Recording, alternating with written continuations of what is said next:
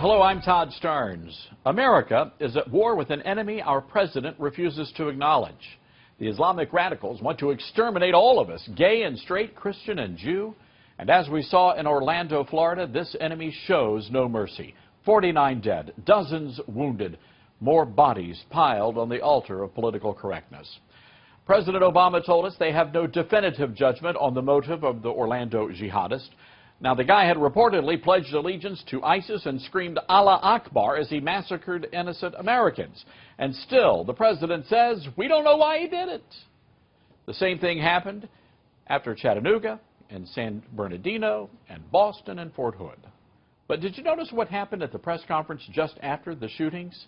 They invited a Muslim religious leader to speak, not a Christian minister, not a Jewish rabbi, but the senior imam for the Islamic Society of Central Florida.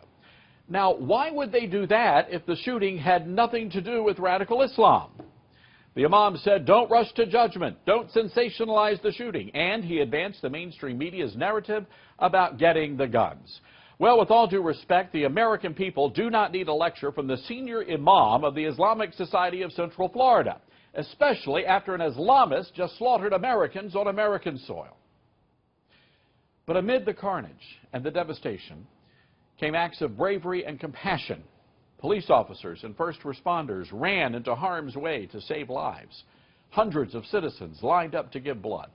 Churches hosted vigils and prayer services.